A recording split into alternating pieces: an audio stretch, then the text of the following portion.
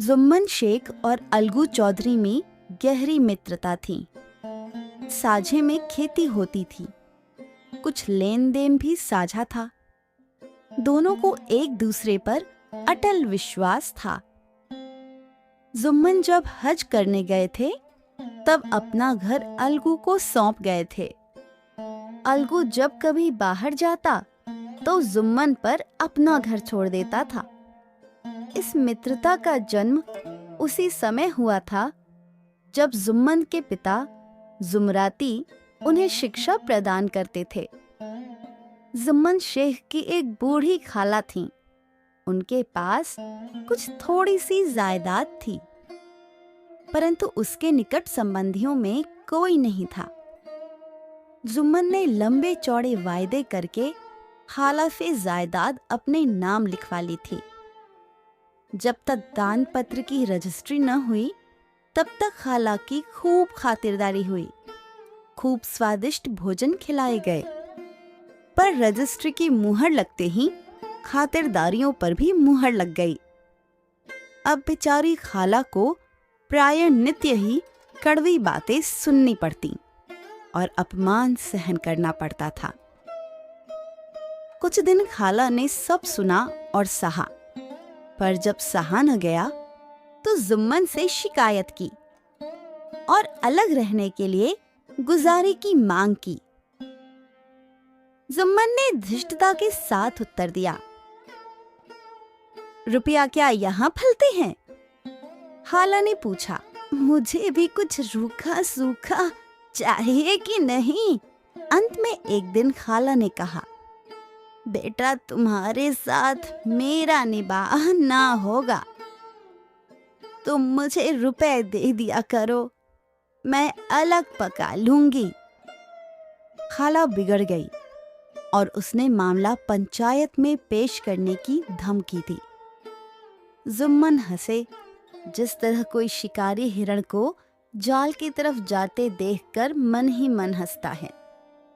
वे बोले, हाँ जरूर पंचायत करा लो, फैसला हो जाए।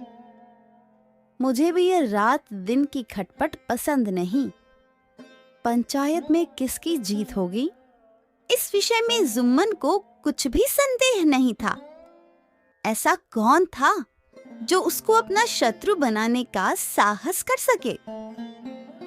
इसके बाद कई दिनों तक बूढ़ी खाला लाठी टेकती हुई आस-पास के गांवों में दौड़ती रही। कमर झुककर कमान हो गई थी। एक एक पग चलना दूभर था, मगर जो बात आ पड़ी थी उसका निर्णय करना जरूरी था। एक दिन संध्या के समय एक पेड़ के नीचे पंचायत बैठी।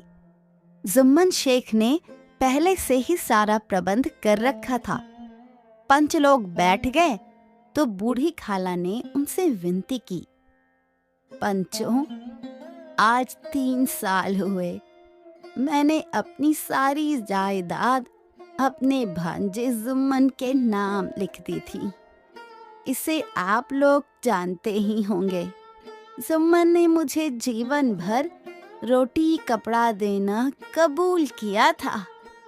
साल भर तो मैंने रो धो करके इसके साथ काटा, पर अब रात दिन का रोना नहीं सहा जाता। मुझे न पेट भरने को रोटी मिलती है, न तन को कपड़ा।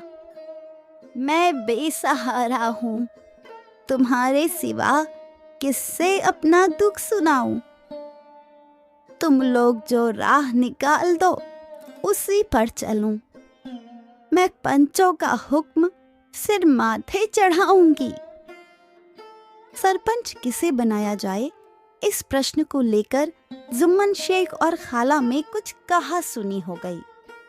खाला बोली, खुदा से डरो। पंच न किसी के दोस्त होते हैं और ना दुश्मन, और तुम्हारा किसी पर विश्वास न हो तो जाने दो।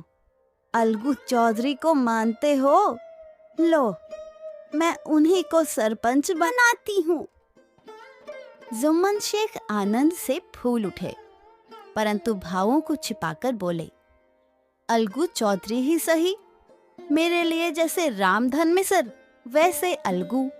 जुम्मन को पूरा विश्वास था कि अब बाजी मेरी है। पर जब अलगू चौधरी ने जुम्मन से जिरह शुरू की तो एक एक प्रश्न जुम्मन के हृदय पर हथौड़े की चोट की तरह पड़ने लगा। जुम्मन चकित थे कि अलगू को क्या हो गया है। अभी ये मेरे साथ बैठा हुआ कैसी कैसी बातें कर रहा था, अब इतनी ही देर में ऐसी काया पलट हो गई कि मेरी जड़ खोदने पे तुला हुआ है। क्या इतने दिनों की दोस्ती कुछ भी काम न आएगी? जुम्मन शेख इसी उधेड़बुन में पड़े हुए थे कि अलगू ने फैसला सुनाया। जुम्मन शेख, पंचों ने इस मामले पर विचार किया। उन्हें यह उचित मालूम होता है कि खाला जान को माहवार खर्च दिया जाए। बस यही हमारा फैसला है। अगर जुम्मन को खर्च देना मंजूर न हो तो रजिस्ट्री रद्द समझी जाए। अलगू के इस फैसले की सभी लोग प्रशंसा कर रहे थे, पर इस फैसले ने अलगू जुम्मन की दोस्ती की जड़ें हिला दी। वे मिलते जुलते थे, लेकिन उसी तरह जैसे तलवार ढाल से मिलती है। जुम्मन के चित्त में मित्र की कुटिलता आठों पहर खटका करती थी कि किसी तरह बदला लेने का अवसर मिले। ऐसा अवसर जल्दी ही जुम्मन के हाथ आया।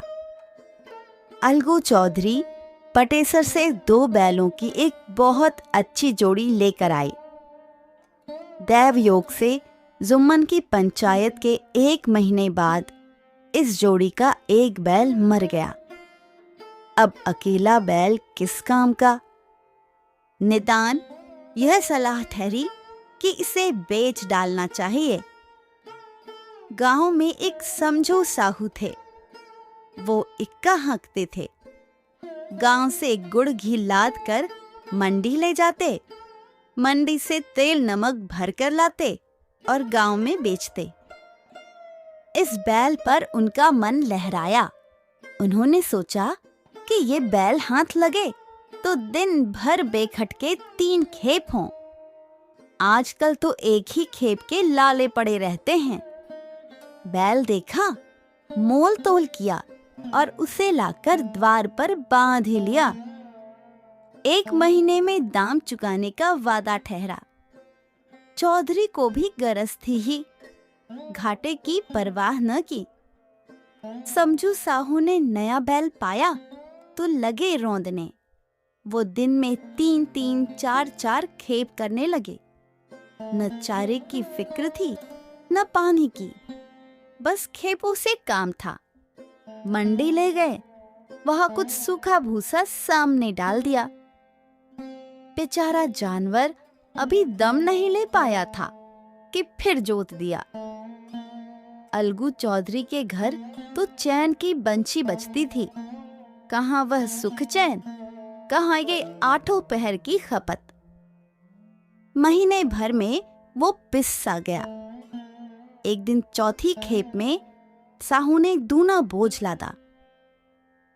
दिन भर का थका जानवर पैर न उठते थे, पर साहू को जल्दी पहुंचने की फिक्र थी। अतएव उन्होंने कई कोड़े निर्दयता से फटकारे। बैल धरती पर गिर पड़ा और ऐसा गिरा कि फिर ना उठा। इस घटना को हुए कई महीने बीत गए। अलगू जब अपने बैल के दाम मांगते तो साहू और उसकी पत्नी दोनों ही झल्लाते हुए कुत्तों की तरह चढ़ बैठते और अंट संट बकने लगते। दोनों ने परामर्श किया कि इस तरह सिर्फ टव्वल से काम नहीं चलेगा। पंचायत करा लो, जो कुछ तय हो जाए उसे स्वीकार कर लो। साहू भी राजी हो गया। अलगू ने भी हामी भर ली। पंचायत बैठी तो रामधन मिश्र ने कहा, बोलो चौधरी, किसको पंच बनाते हो? अलगू ने दीन भाव से कहा, समझू साहू ही चुन ले। समझू खड़े हुए और कड़क कर बोले, मेरी ओर से जुम्मन शेख। जुम्मन का नाम सुनते ही अलगू चौधरी का कलेजा धक धक करने लगा, मानो किसी ने अचानक थप्पड़ मार दिया हो। किसी ने पूछा, क्यों चौधरी, तुम्हें कोई उज्र तो नहीं? चौधरी ने निराश होकर कहा, नहीं, मुझे क्या उज्र होगा। सरपंच का मुख्य आसन ग्रहण करते हुए जुम्मन शेख के मन में अपनी जिम्मेदारी का भाव पैदा हुआ। उन्होंने सोचा, मैं इस वक्त न्याय और धर्म के सर्वोच्च आसन पर बैठा हूं। मेरे मुंह से इस समय जो कुछ भी निकलेगा वह देववाणी के सदृश है, और देववाणी में मेरे मनोविकारों का कदापि समावेश नहीं होना चाहिए। पंचों ने दोनों पक्षों से सवाल जवाब किए। अंत में जुम्मन ने फैसला सुनाया, अलगू चौधरी और समझू साहू, पंचों ने तुम्हारे मामले पर अच्छी तरह विचार किया। समझू को उचित है कि बैल का पूरा दाम दें। जिस समय उन्होंने बैल लिया उस वक्त उसे कोई बीमारी नहीं थी। अगर उसी समय दाम दे दिए जाते तो आज समझू उसे फेर लेने का आग्रह न करते। बैल की मृत्यु केवल इस कारण हुई कि उससे बड़ा कठिन परिश्रम लिया गया और उसके दाने चारे का अच्छा प्रबंध नहीं किया गया। सरपंच का फैसला सुनकर अलगू चौधरी फूले न समाये, उठ खड़े हुए और जोर से बोले, पंच परमेश्वर की जय। इसके साथ ही चारों ओर ध्वनि हुई, पंच परमेश्वर की जय। थोड़ी देर के बाद जुम्मन अलगू के पास आए और उनके गले लिपट गए। अलगू रोने लगे। इस पानी से दोनों के दिलों का मैल धुल गया और मित्रता की मुरझाई हुई लता पनप उठी।